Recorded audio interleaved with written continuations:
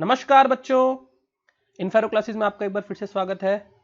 तो आज हम लोग देखेंगे बच्चे इन अपना वेरिएबल्स के बारे में। ठीक है, तो वेरिएबल्स क्या होते हैं आज वो बता देंगे हम लोग। और मैंने ऑलरेडी आप लोगों को बताया कि डायरेक्ट आप कोडिंग करेंगे तो पहले आपको कुछ बेसिक्स पता होने चाहिए। ठीक है, अभी मैं जैसे एक एक चीजें पकड़ पकड़ के बताता चला जाऊंगा कि वेरिएबल क्या होता है, फंक्शन क्या होता है, हेडर फाइल्स क्या होती हैं। ठीक है, तो आपको एट द एंड आपको समझ में आएगा कि आपने कोडिंग का बेसिक आपको क्लियर हो गया है और now you are ready to code. ठीक है, तो थोड़ा सा और पेशेंस रखेंगे। ठीक है, एक दो चीजें मैं बताऊंगा और साथ में थोड़ा सा मैं कोड भी दिखाऊंगा आपको कि कोड में वो चीजें कैसे दिखती हैं। ठीक है, फिर हम लोग उसको अच्छे से सीख सकते हैं। तो आज हम लोग बात कर लेंगे थोड़ा वेरिएबल के बारे में कि वेरिएबल क्या होता है। ठीक है, क्या नाम बताया मैंने? वेरिएबल। ठीक है, वेरिएबल। ठीक है, तो बच्चे देखो वेरिएबल समझने के लिए एक चीज समझिए कि किसी भी प्रोग्राम में आप मतलब समझिए आप कोडिंग कर रहे हैं और प्रोग्राम में आपको कोई वैल्यू प्रिंट करनी है। सपोज 10 वैल्यू प्रिंट करनी है। ठीक है, 10 वैल्यू प्रिंट करनी है। ठीक है, तो आप आगे क्या लिखेंगे? प्रिंट एफ फंक्शन यूज करेंगे, इसको प्रिंट करने की कोशिश करेंगे। तो आप देखेंगे कि ये एरर आ जाएगा, ये प्रिंट नहीं होगा। क्यों नहीं प्रिंट होगा? क्योंकि बेटा मशीन जो होती है ना, मशीन जो आपकी मशीन है, ठीक है, उसमें कुछ मेमोरी लोकेशंस होती हैं। ठीक है, मेमोरी लोकेशंस होती है। मशीन है, मशीन के अंदर मेमोरी लोकेशंस है। और बच्चे मेमोरी लोकेशंस कैसी होती हैं? इस तरीके से आपकी समझ लीजिए स्लॉट्स हैं, मेमोरी बिट्स बाइट्स जो भी आप बोल रहे हो। ठीक है, इस तरीके से स्लॉट्स हैं, मेमोरी है। तो इस हर एक मेमोरी का ना अपना एक मेमोरी एड्रेस होता है। This is what? This is memory. ठीक है, हर एक मेमोरी का अपना एक मेमोरी लोकेशन होता है। Memory location. ठीक है, वो मेमोरी लोकेशन कुछ भी हो सकता है। ठीक है, सपोज इसका 534 एड्रेस है। ये मेमोरी लोकेशन मतलब क्या? Memory address. ठीक है, एड्रेस जैसे अपना घर का एड्रेस होता है, उसी तरीके से मेमोरी का भी अपना एक एड्रेस होता है जो कि एक पॉजिटिव नंबर है।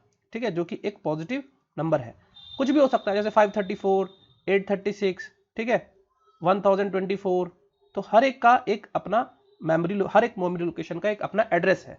ठीक है, जब मैं लिखता हूं 10, जब मैं खाली 10 लिख देता हूं प्रिंट कराने के लिए, तो कैसा हो गया? ये समझ लीजिए एक क्लासरूम की तरह हो गया। ये एक क्लासरूम की तरह हो गया और स्टूडेंट्स आ रहे हैं तो वो तो रैंडमली किसी भी डेस्क पे जाकर के बैठ जाएंगे। उसी तरीके से जब मैं 10 खाली लिख देता हूं तो वो 10 क्या है? वो रैंडमली किसी भी मेमोरी लोकेशन पे जाकर के स्टोर हो जाएगा। वो तो किसी भी मेमोरी लोकेशन पे जाकर के स्टोर हो जाएगा। अगर मुझे प्रिंट कराना है तो मुझे कैसे पता चलेगा कि मुझे कौन से मेमोरी लोकेशन को कॉल करना है? नहीं समझ में आएगा ना। अगर आप प्रिंट कराने जाओगे 10 को, ठीक है, आपने खाली प्रिंट फंक्शन कॉल कर दिया। प्रिंट फंक्शन कॉल करने पर उसको प्रिंट तो करना है, लेकिन उसको समझ में कैसे आएगा कि 10 कहां स्टोर है? 10 तो कहीं भी स्टोर हो सकता है रैंडमली। ठीक है, तो हमको क्या करना होता है? हमको जब कोई वैल्यू प्रिंट करनी होती है तो उसको एक वेरिएबल के अंदर स्टोर करना होता है। ठीक है, आपको अगर यही चीज प्रिंट करवानी है तो आप क्या करेंगे? एक वेरिएबल लेंगे। वेरिएबल कुछ भी हो सकता है, ए बी सी डी, कुछ भी, अपना नाम भी रख लो, नंबर लिख लो, कुछ भी। ठीक है, तो सपोज ए के अंदर मैंने क्या स्टोर कर दिया? वैल्यू 10 स्टोर कर दी। इसका मतलब क्या हो गया? इस स्टेटमेंट का मतलब क्या हो गया? इस स्टेटमेंट का मतलब हो गया the number 10 is stored at location A. ठीक है, और वेरिएबल ये है वेरिएबल। ठीक है, ये होता है वेरिएबल। ए जो है ये वेरिएबल है। ठीक है, ए बी मतलब कुछ भी नाम ले सकते हो, इसको ए भी बोल सकते हो, नंबर भी बोल सकते हो, इसको नंबर भी बोल सकते हो, नंबर इज इक्वल्स टू 10। ठीक है, तो ये भी एक वेरिएबल है। बी इज इक्वल्स टू 10, ये भी एक नंबर है। Class is equals to 10। ठीक है, कुछ भी एक नाम रखना है, मतलब कुल मिलाकर के। ठीक है, कुछ भी एक नाम रखना पड़ेगा आपको। ठीक है, और इसको डिक्लेयर भी करना पड़ता है कि ये कौन सा, ये इंटीजर है ना, तो आपको पहले डिक्लेयर करना पड़ेगा कि इंट जो है इंट ए, मतलब मेरा जो वेरिएबल है वो इंटीजर टाइप का है, जिसमें एक इंटीजर वैल्यू आने वाली है। आई बात समझ में?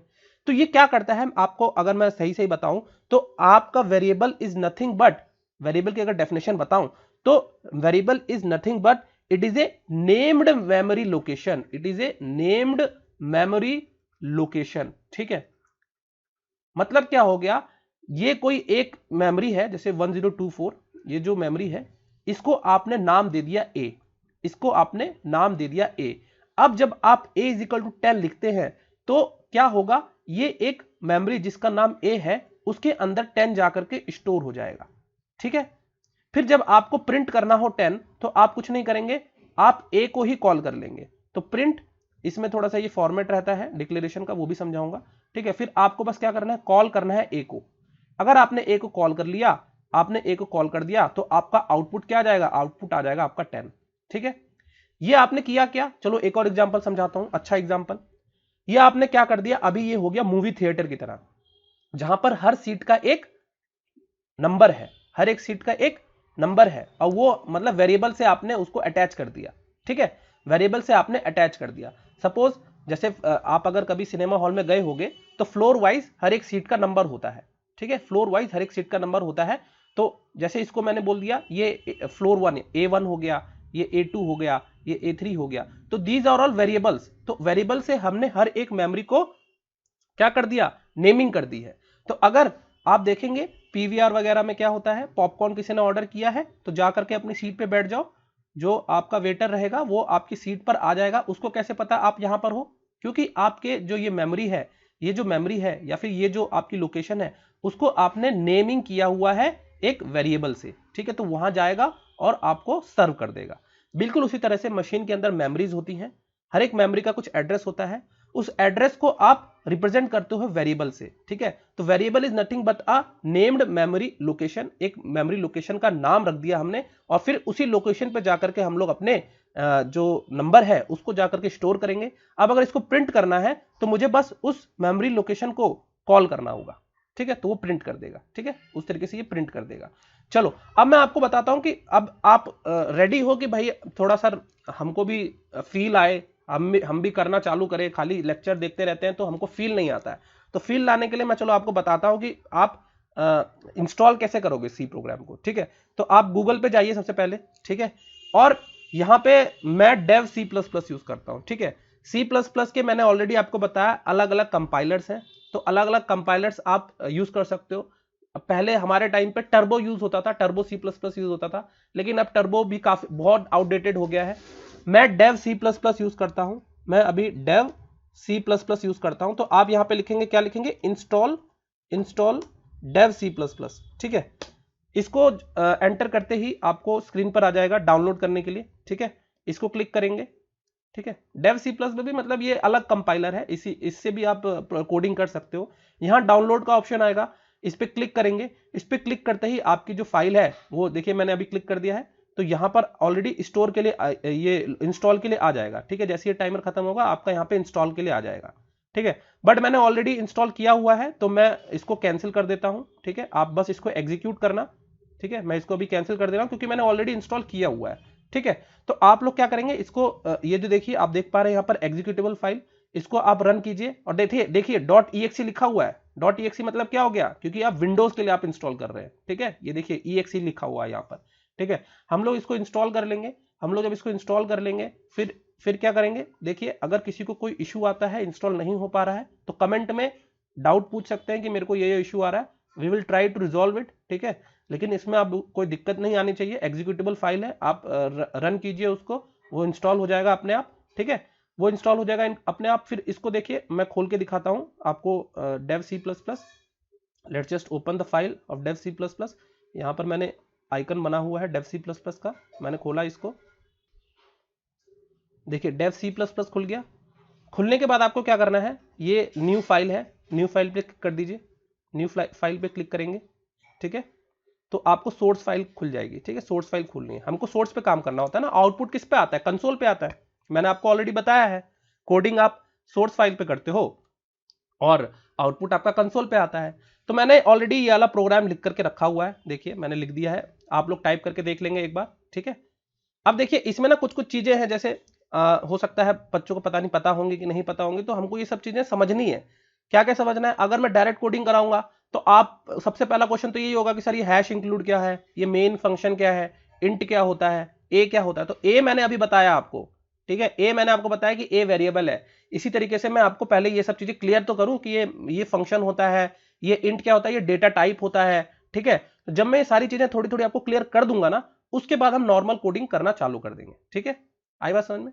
अब जैसे इसी प्रोग्राम में देखिए, इसी प्रोग्राम में देखिए, ये जो पहली लाइन होती है ना, ये जो मैंने लिखी हुई है, जिसको मैंने चालू किया है, आप देख सकते हैं बैक स्लैश और एस्ट्रिक्स से, ठीक है, बैक स्लैश और एस्ट्रिक्स से। तो यहां पे मैं बताता हूं, ये जो होता है देखिए बैक स्लैश और एस्ट्रिक्स जो होता है, इसमें हम लोग कमेंट लिखते हैं, कमेंट, ठीक है। ये जो होता है ये एग्जीक्यूट नहीं होता है, ये एग्जीक्यूट नहीं होता है, ये सिर्फ हमारे यूजर जो है, जो उस प्रोग्राम को पढ़ रहा है, उसके लिए है, ठीक है। तो ये जो है बैक स्लैश, अभी दिखा देता हूं मैं यहां पर, बैक स्लैश कहां गया ये, अच्छा ये रहा, बैक स्लैश और एस्ट्रिक्स के अंदर जो भी आप लिख रहे हो, ये जस्ट अ कमेंट है, मुझे as a user third person को जानने के लिए कि ये प्रोग्राम किसके बारे में है। तो ये प्रोग्राम किसके बारे में है, प्रिंटिंग अ वैल्यू के बारे में। ये एग्जीक्यूट नहीं होगा, ये सिर्फ हमारे एक रेफरेंस के लिए है। हमारा प्रोग्राम यहां से चालू होता है, हैश इंक्लूड से, ठीक है। हैश इंक्लूड से हम लोग चालू करते हैं। studio.h क्या है, ये हेडर फाइल है, मैं आपको सिखाऊंगा हेडर फाइल क्या होती है, कैसे डिक्लेयर करते हैं, क्यों क्या क्या हमको इंक्लूड करना चाहिए, हैश इंक्लूड मतलब क्या होता है, ठीक है, सब चीजें बताई जाएंगी। फिर ये फंक्शन आ गया, फंक्शन में मैंने क्या किया, 10 जो नंबर है उसको वेरिएबल ए के अंदर डाला और फिर प्रिंट करवा दिया ए। जब आप प्रिंट ए करोगे ना, तो आपका 10 आना चाहिए, ठीक है, 10 आना चाहिए। तो मैं क्या करता हूं, एग्जीक्यूट करके दिखाता हूं, ठीक है, एग्जीक्यूट कर लेते हैं इसको, कंपाइल एंड रन, ठीक है, कंपाइल एंड रन, देख सकते हो आप लोग। अच्छा, इसको पहले आपको सेव करना पड़ेगा, तो मैं यहां पे सेव कर देता हूं, अनटाइटल से ही सेव कर दो, कोई दिक्कत नहीं है। फाइल को पहले सेव करना पड़ेगा, यस सेव कर दो, ठीक है। सेव करने के बाद अब ये रन होने के लिए तैयार है, ठीक है, ये रन हो गया। आउटपुट आने में थोड़ा सा एग्जीक्यूशन में थोड़ा टाइम लगता है, दिखा दिया, देखिए आ गया, 10 आ गया यहां पर बेटा, ठीक है। दैट मीन्स कि मेरा कोई एरर नहीं है, मैंने 10 प्रिंट करके दिखा दिया, ओके।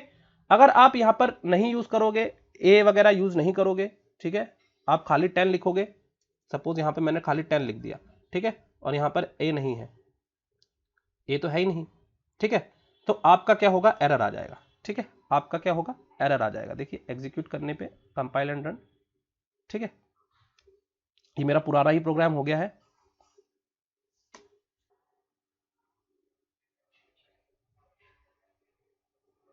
देखिए देख पा रहे हैं आप लोग, अभी मेरा नया मैंने दोबारा से इसको रन किया, तो ये कुछ भी आ गया, ये गार्बेज वैल्यू आ गई, मेरा 10 प्रिंट नहीं हुआ, ठीक है।